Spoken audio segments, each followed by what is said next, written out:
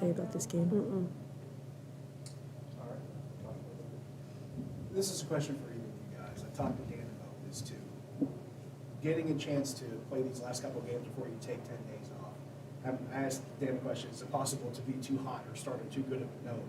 But at the same time, you want to be able to be in a rhythm and be in the flow before you get to that break, before you get to the end of the note. How did you feel that way today? Yeah, today felt really good, I think, for all of us. We were in a pretty good flow in the first half. Third quarter, their press kind of threw us off a little bit, and that's just, something that we're going to have to work on. And it's better that we see it now before conference. But I think we're in a pretty good flow, and we're pretty confident if we can go into conference, 10-3. I also think last game, Temple, they humbled us.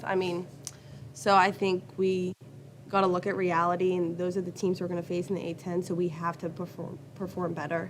So at practice, we just worked on executing, spacing, and I think we did a really good job today working on the things that we needed to work on, and our defense was definitely better too. That was my next question, your team defense. Just from, not even from an individual standpoint, it seems like everybody was actively contesting shots, getting hands out there. How much of that was an emphasis from a team defensive standpoint? That was the whole emphasis for sure. I think every game we've lost this season has been when we are not connected defensively and obviously offensively as well. But last game, we weren't really playing as a team, so we needed to get back to what we do best, and that's playing basketball together, all of us 5 on the court. So that was definitely a difference maker. A lot of times, like Coach Bell will say, if our offense isn't going for us, we still need to get stops. And so I think today we were getting stops, but we were also making shots, so it was just a fun game. Not every day you shoot 59% from the floor at 60+. Right.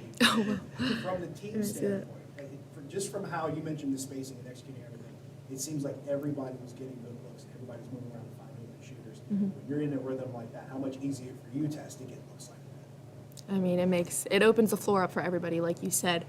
I think, last game we learned a lot. Like Megan said, Temple kind of humbled us. We were a little too stagnant on offense. So in our day back, we worked on opposite, cutting, moving, always looking for the open spot on the floor. So it opens up for everybody. And I think that's just a lot less pressure for all of us to make shots.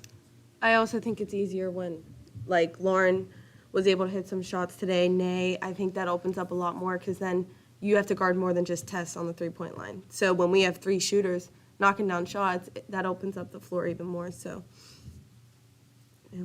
Tess, for you personally, it looked like you had a really solid rhythm going, just from what you could see from shots that looked good to you, shots that didn't. There are some shooters that might try to force their way through. They may not even have a clean look, but they might try to force their way through it. It looked like you knew exactly when you had your rhythm and when you didn't. How hard is it to balance that, especially when you might not be going through the best stretch? Right, yeah, it's very mental, and I think it's just all about, the coaches help me, just like knowing when your feet are set and knowing yourself. So, I know whenever my feet are set and I'm ready, then I know, it's a good shot. Obviously, sometimes, if you don't get a touch here or there, you kind of force it. So it is, I think it's just kind of like a learning curve, figuring out yourself what works best for you. But today my feet were set and I was feeling good, so I was taking the shots. It's kind of an interesting matchup. You and McNicholas, 2 of the more premier defensive players, both of you are ranked in different categories. What was that back and forth like, knowing that, you have similar defensive styles? No, yeah, definitely. I felt like I was going against myself, but it was weird. There was 2 of us out there, but no, she's a really good defender, very good player too. So I respect her. I just try to slow her up a little bit because our game plan was she's just like the floor general, and so I just try to stay in front of her and not let her get to the rim. It seems like this is the good time now as you get towards the end of non-conference play. You notch a 9th win, you got a shot at a 10th. How do you try to keep everything in perspective, knowing you got Howard in 2 days and then a week and a half? I think just, again, focusing on us, focusing on executing. I know today we were able to get a little more of a break, but recently we've been playing 6, 7 girls, so a lot of us, those 6 and 7, were getting a lot of minutes. So I think it's more just about resting, focusing on ourselves, and tomorrow getting in paying attention to detail and getting some shots up and focusing on what Howard does and what we do.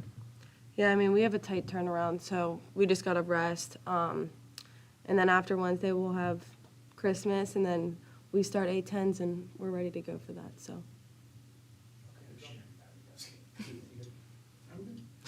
Okay. Okay. I'll talk to you guys. Okay. Thank you. Thank you. Thank you.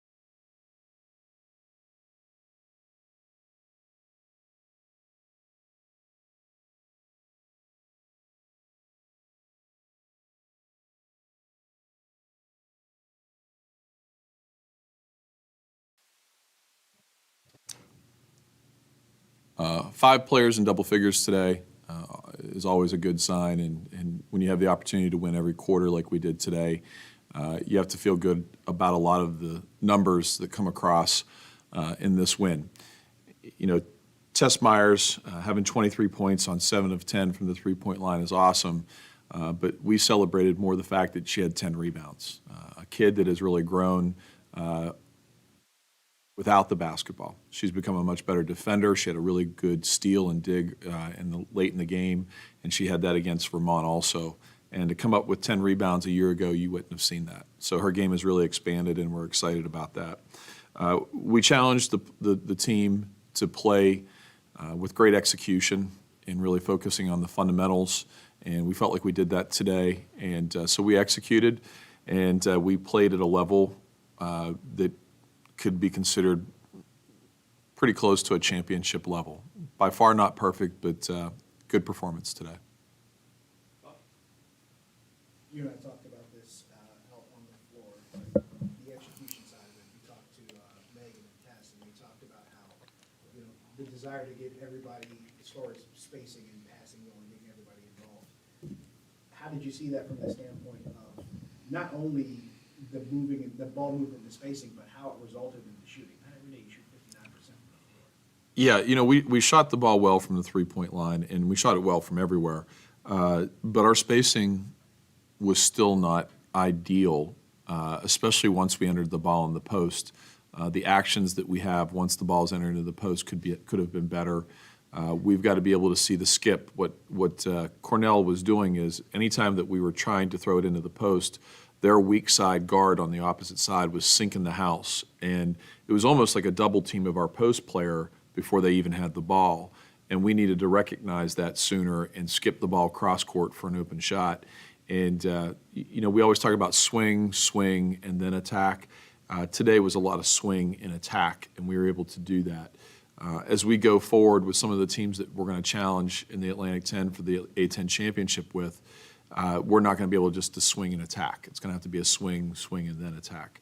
But overall, a good performance. What we needed to do in the post was pretty successful. We didn't shoot it quite as well as we normally do in the post. Both Precious and Yanni Townsend are above 50% from the field inside, and would have liked to have seen them shoot a little bit better there, but overall, good day. When you have two post players like Precious and Townsend that are both pretty efficient inside the paint scoring, but also pretty good if they draw foul shooting well at the line, what kind of advantage does that give you, knowing that you don't want to call it a sure thing, but it is a much better advantage? Yeah, Yanni actually did not, Ayanna Townsend, if you don't know, we call her Yanni. Ayanna was only 3 for 6 from the free throw line today, and that's a little unusual for her. But Precious was 2 for 2, and then Amaya Hamilton was 2 for 2. What makes us unique is that Yanni's not going to really take she's not going to take a three-point shot, but her turnaround jumper to about 15 feet is deadly accurate. And with Precious and Amaya, what you get is you get two kids that can make open threes. And their shooting percentage is right around 30% from the three-point line. We'd like to get that up a little bit more. But anytime two of your bigs can shoot the three with some consistency, it stretches defense, and it allows your guards to have more driving lanes. You mentioned Amaya and how she contributed as well. It looks like when you look at that stat sheet, the rebound she contributed, then you have Tess having 10 rebounds, but Megan's all over the place, just doing all kinds of different things. How much more helpful is it when you have a handful of players that may not necessarily need to contribute on the score sheet, but can do some of the smaller things to help other players? When you mentioned rebounding, I didn't know this until you just made light of it. We out-rebounded them 42-18, and I haven't seen a stat like that in a long time. I've seen a couple like that, but that's a very rare occurrence to out-rebound your opponent like that. And so that's a good feeling right there. We had taller players. We have some really good skill players. And what you have to do is you have to play at your level or slightly higher when you're playing a team that you feel like you maybe have some advantages over. And we felt like we had some advantages there, and we certainly played to what we're capable of today. When you came over after the game, and I was asking you how you felt about a couple things, during halftime, Alex and I were talking about, was there something that you pick out that you might notice? And I said, well, he's going to see the assisted turnover margin and probably not like it. And you came and sat down, and the first thing you mentioned was the turnover. Yeah, I mean, you can't have 21 turnovers. Nay had 2 travels in the first 3 minutes of the game, and I didn't want to take her out. I want Nay to play through some things and continue to gain confidence. And I don't believe she didn't have. She had 1 more the entire game, but you can't have 21 turnovers. It's just the press gave us some trouble late, and that was good for us. That allows us to work on that as we move forward. but we can't have 21 turnovers and have success down the road. So, I'm going to celebrate it till midnight, and then I'll start really hammering hard on the turnovers. Now, as far as this Howard matchup you have before you go into the conference schedule, you had 3 players with 30-plus minutes today, and you're playing another game in 2 days, and you have 10 days off.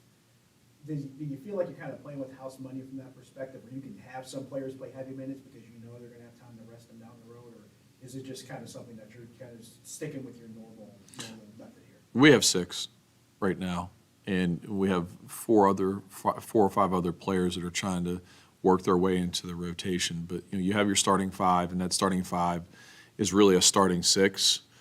Yanni and Precious, Amaya, Nay, Tess, and Meg. And those are the 6 that have played the vast majority of the minutes and really deserve the minutes because they've produced. With that other group, Lauren showed today what we thought Lauren could always do. Lauren has to continue to defend better. And then, we've got to get Riley, and we've got to get Anaya, and we've got to get Liv and Singo to the point where they can contribute when it really matters. And, we saw some things out of, Anaya late, but when I put Anaya in the first quarter, she missed 3 assignments, and that can't happen. Now, what she did late was good with rebounding the ball. She had a nice aggressive drive. But, for all of them, when we put them in, they have a little bit of a shorter leash. And I want to lengthen that leash, but that's only going to happen when they get in here and they're working on their games on their own. And that's what, once we get past Howard, what we have, we'll have a 3-day training camp, almost a mini training camp, and then we'll go play Rhode Island, and then we'll have another 3-day sort of mini training camp. And hopefully we'll be able to get them up to the speed where we can put them in a game when it matters. Probably know the response I'll get. Last time I was here was after the men had won their 8th game. Someone asked Keith Danbrod about matching last year's win total. He didn't want everyone to talk about it because he was trying to flush last year out. But you're coming up on a possibility here. You have 9 wins already, 11 last season. So I'm going to get this question out because I know I'm probably the responsible for it. But when you have a chance to get to that point where you're already blowing past that number from last year and doing it so early in your schedule, does that give you a little bit more of a feeling of not necessarily comfort, but maybe confidence going into conference play, knowing that you're in a much better spot now than you might have been last year?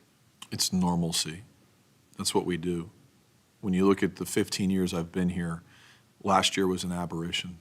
And that's the normal thing that we do, is we win. And last year was an incredibly difficult time, really the last 2 years. We were able to play in this facility last year, but not having a facility for 2 years, and then we returned a lot of very good players who had had significant injuries that never really got healthy, and we just were really just trying to do things patchwork last year with so many injuries and so much youth that I had complete faith that we were going to be exactly where we are today. I'm actually a little bit disappointed being 9-3. I expected to be 10-2, and I just feel like we have a very good group of young players, and that's probably the brightest part about this is they're incredible women. I mean, I love being around this group. This might be my favorite group of people that I've coached in 25 years. They're awesome, every single one of them. I really enjoy being around them. I learn from them. But when you go onto the floor, you have a good bit of talent, and they're all coming back. And people can say what they want about the portal. We don't have people leave. And we're excited to add 1 or 2 in the transfer portal because we have a scholarship or 2 that are open. And so we'll add 1 late in the spring. But we're going to have everybody back, and we're really excited what these next 2 years are going to be at Duquesne. But right now we're going to be where our feet are, and that's good. We're going to enjoy this till midnight. And then tomorrow morning our staff will meet, and we'll be ready for Howard by tomorrow afternoon. Tess and Megan both said that the Temple game humbled them, kind of bring them back to ground zero and what they needed to do. How did you see it as far as what the result was from Friday? I was really disappointed in us. A team that was a little bit aggressive shook us, and that was the first 3 quarters. It was not our normal team. Our passing and catching was poor. Our decision of when to pass was poor, not one player or two. It was across the board. But yet we changed, and we didn't do a great job as coaches either. We stayed in man, and we needed to go to zone sooner. We found energy when we went to our press and when we went zone. And that's how we were able to cut that lead and run it back to a two-possession game. But we didn't make free throws. And, the simple things of basketball, making your free throws, passing and catching, and execution, we really challenged them with the last day or so. And that's stuff that we need to continue to do every single day. You have to get bored with the fundamentals. And, we certainly did a lot of the fundamentals the last 2 days. And so for us, would I like to play Temple again? I'd like to play Temple, Tulsa, and Pitt. I'd like to play all three of them again. I wish they were in our league. I think we'd have a different outcome. And all three are good opponents. They're all good teams, but I like our team too. Okay. Thank you, Josh. Thank you for supporting women's basketball. Appreciate you being here.